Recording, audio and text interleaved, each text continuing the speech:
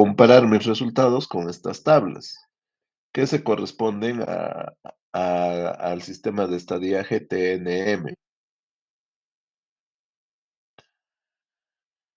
En este caso es de la octava edición. Fíjense, yo voy a darle un valor al T, le voy a dar un valor al N y le voy a dar un valor al M. En general, el T, tamaño del tumor, eso es en todos los test, chicos, no solamente en próstata, en mama, en pulmón, en gástrico, en todo. El T, tamaño del tumor. El N, ¿hay ganglios o no hay ganglios? Y el M, si hay metástasis, pues a distancia, si hay metástasis a distancia, ¿no? Fíjense el T. Por ejemplo, T1, ¿no? Es un tumor que no es palpable, inaparente clínicamente, etcétera. Este T1 se puede subdividir en T1A, T1B, T1C, ¿no? T1A, por ejemplo, tumor hallado incidentalmente y en menos del 5% del tejido resecado, ¿no? Y así, de acuerdo a cómo va incrementándose el T, obviamente hay mayor compromiso, pues ya sea hacia estructuras vecinas de la próstata, por ejemplo, el, el T3B. El T3B es invasión de las vesículas seminales. O el T3A, extensión extraprostática.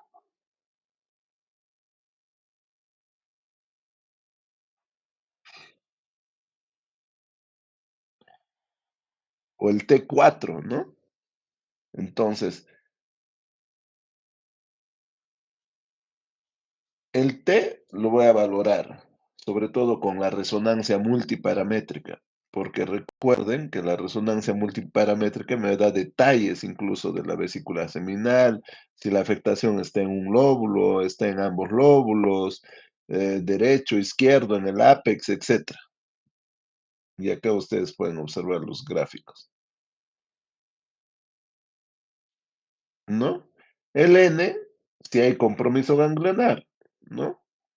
N0 cuando no hay ganglios comprometidos y N1 cuando hay ganglios regionales comprometidos. Y el M0 es cuando no hay metástasis pues a distancia, ¿no? Y el M1 es cuando hay metástasis a distancia. Este M1 puede ser M1A, M1B, M1C. Cuando hay compromiso óseo, por ejemplo, es M1B. Cuando hay compromiso de ganglios a distancia, por ejemplo, el paciente puede ser un cáncer de próstata, pero tiene ganglios retroperitoneales. No, esos ganglios retroperitoneales no son pues regionales ni locales de la próstata, ya son a distancia. Entonces, se considera como un M1A. Otro punto importante es el valor del PSA, ¿no? Un PSA menor a 10, el PSA está entre 10 y 20 o es mayor a 20. Y otro dato importante es el score de Gleason, es el score de Gleason. Este score de Gleason es de acuerdo al grado de diferenciación del tumor. Este grado de diferenciación va del 1 al 5 y obviamente se hacen dos lecturas. En la primera lectura, por eso se pone más, y en la segunda columna está la segunda lectura.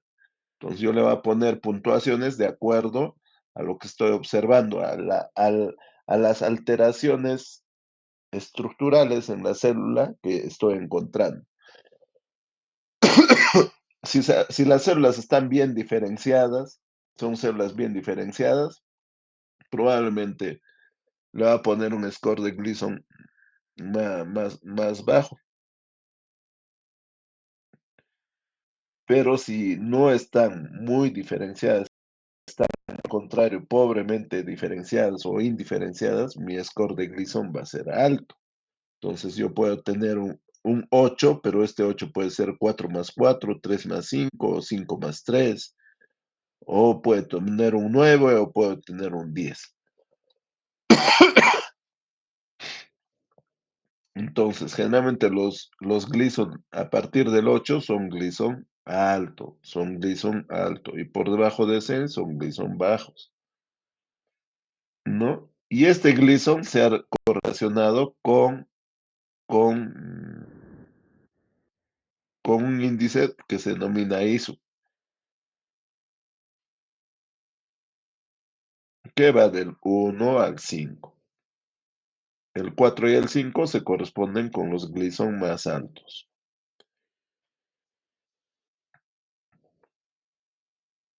¿Por qué es importante lo anterior?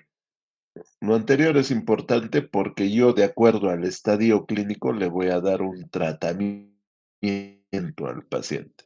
Y además voy a estratificar a mis pacientes de acuerdo a criterios de alto riesgo, bajo riesgo, riesgo intermedio favorable, riesgo intermedio no favorable, bajo riesgo, muy bajo riesgo, y de acuerdo a estos grupos de riesgo, sobre todo estos en cánceres localizados, yo le voy a dar un tratamiento en específico. Digamos, si es un paciente de muy bajo riesgo,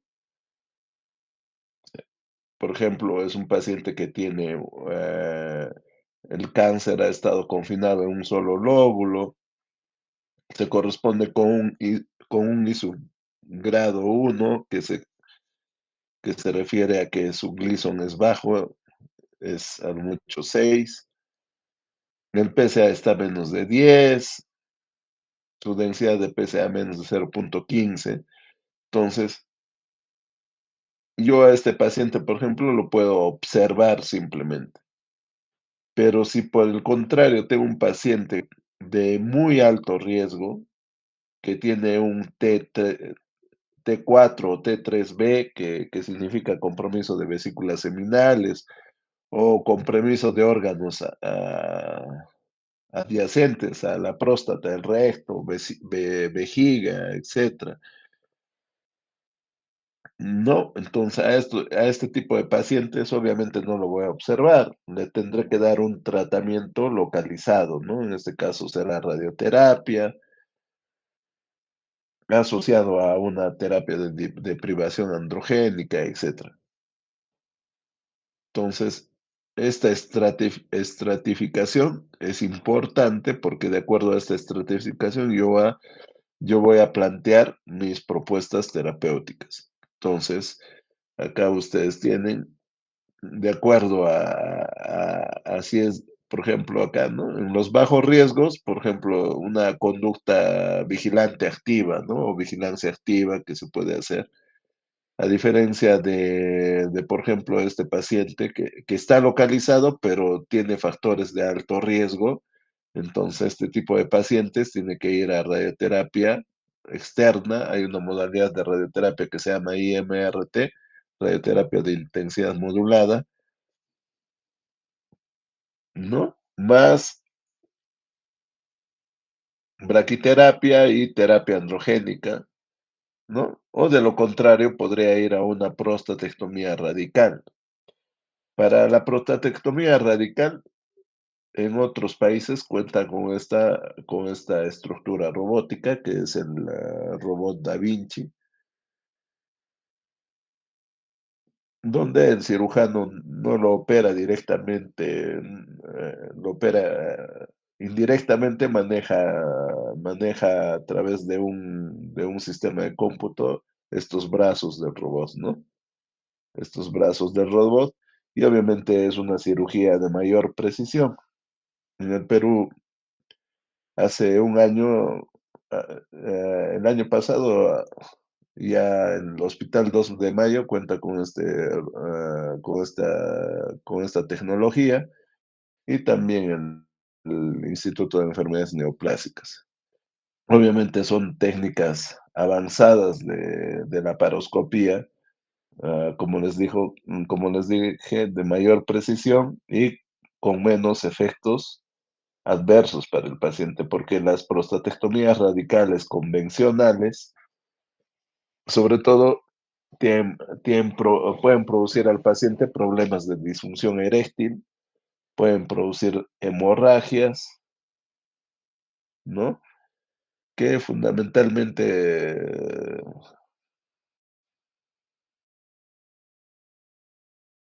los pacientes no se hinchan por las cirugías.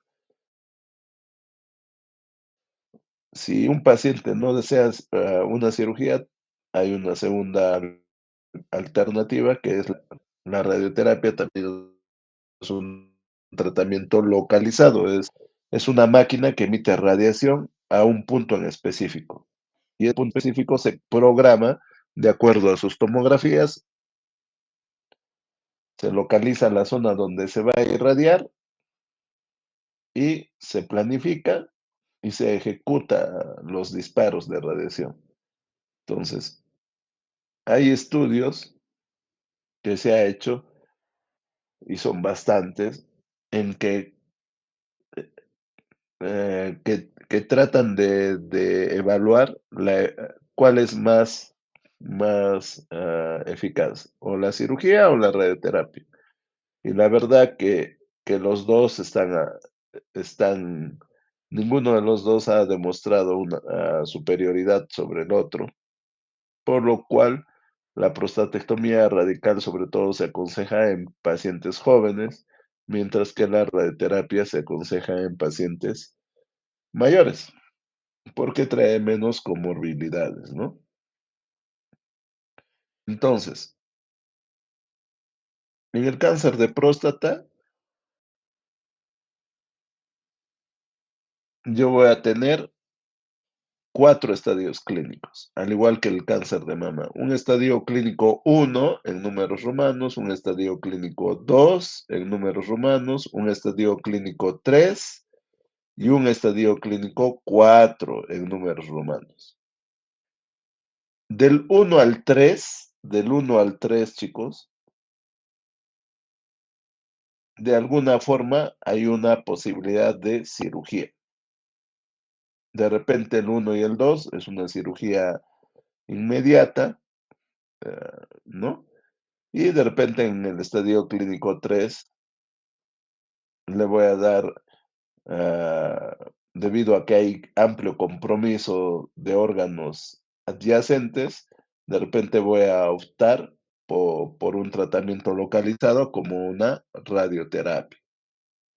La técnica de radioterapia que se emplea se llama IMRT, es el de elección, o a veces se ponen unas semillas radioactivas, se implantan a nivel de la próstata y esas semillas empiezan a emitir radiación y de esa manera se destruye las células tumorales malignas. Entonces, la cirugía, la radioterapia, la braquiterapia son tratamientos para enfermedades localizadas, localizadas. Si el paciente tiene una enfermedad irresecable, o sea, que no se puede operar porque ha afectado al recto, porque ha afectado a alguna estructura a distancia, sobre todo en los estadios clínicos 4. El estadio clínico 4 es cuando indefectiblemente hay una invasión a distancia, hay una metástasis, lo que ustedes conocen como metástasis. En el caso del cáncer de próstata, las metástasis se producen en los huesos. Fíjense, todos los tipos de metástasis.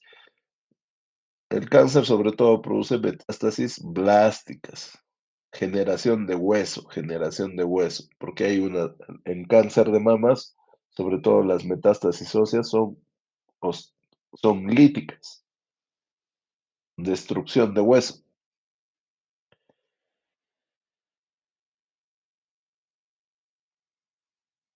Cuando la enfermedad ya no se encuentra confinada a la próstata y ya se ha producido la invasión de estructuras a distancia, Entonces es una enfermedad sistémica, es una enfermedad sistémica. Probablemente ese paciente tiene células tumorales circulando en su sangre, ¿no? Y a lo mejor no solo está en sus huesos, sino también en ganglios a distancia o ganglios mediastinales o tiene nódulos pulmonares, etcétera. Entonces, si sucede eso y la enfermedad es sistémica, yo tengo que darle un tratamiento sistémico. Y ese tratamiento sistémico, si hay un amplio compromiso, el paciente está con mucha sintomatología, le puede ir bien con un tratamiento que se llama quimioterapia. ¿Qué tipo de medicamento se puede administrar a través de la quimioterapia? Llamado docetaxel. O es un paciente frágil, un adulto mayor, dependiente parcial, entonces de repente no va a poder tolerar la quimioterapia, entonces a lo mejor le puedo dar antiandrógenos de última generación. Uno de esos antiandrógenos es esta abiraterona.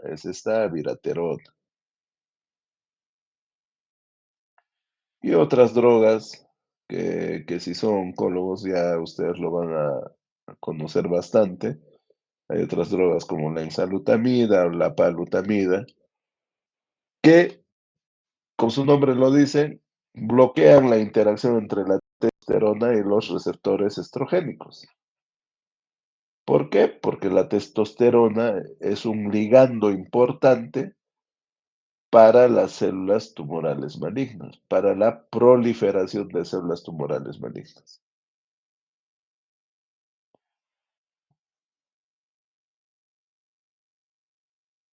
Otra, otra terapia importante que se da cuando la enfermedad está localizada es el bloqueo androgénico total.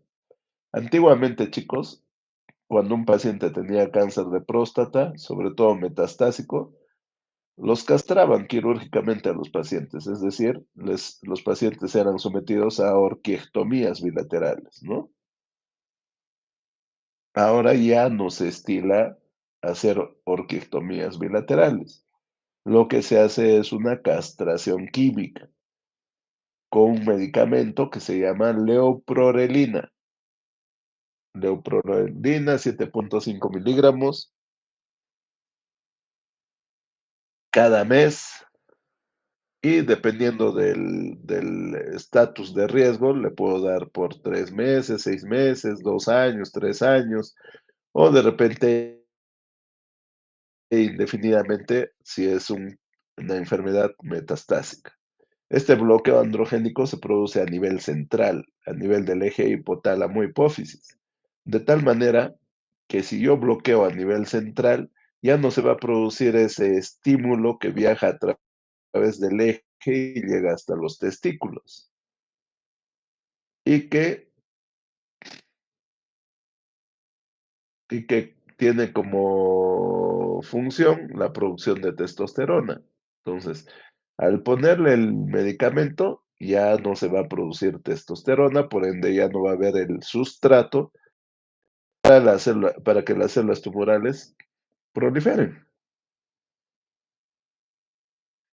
Pero lamentablemente, en el caso de las enfermedades metastásicas, llega un momento en que las nuevas clonas de células sobrevivientes empiezan a hacer resistencia a este tipo de tratamientos. Entonces hay que rotar de medicamentos, hay que cambiar de medicamentos.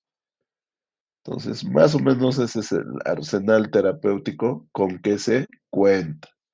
Yo voy a usar tratamiento sistémico porque mi paciente tiene metástasis, tiene enfermedad sistémica. Y voy a preferir un tratamiento localizado cuando la lesión esté localizada. Cirugía, radioterapia, braquiterapia, generalmente todos ellos asociados a un bloqueo androgénico total. Bien, chicos, ¿alguna pregunta, por favor? Espero que no se hayan dormido.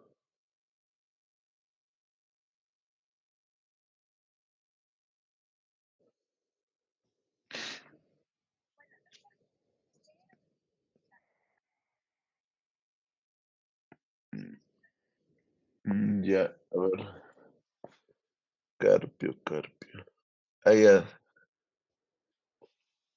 Mira, no creo que sea lo habíamos programado para este sábado, creo, ¿no? Mira, dime, dime.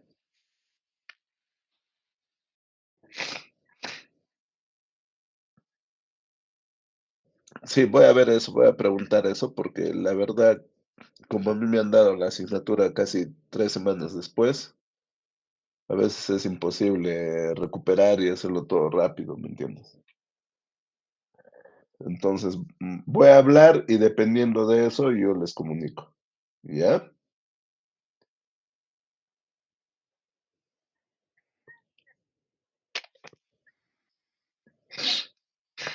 Yo pienso que sí. La verdad, el examen va a ser sencillo desde las diapositivas. No les voy a tomar cosas de otro nivel. Lo que hemos hablado, lo más frecuente, ¿me entienden? O sea, lo que tienen que tener claro es el estadio clínico, eso me interesa a mí. Del 1 al 3 localizado, el 4 es sistémico porque ya ha hecho metástasis. Y cuando hace metástasis, el tratamiento es sistémico. O sea, cosas básicas les voy a tomar, no les voy a tomar cosas de mi especialidad.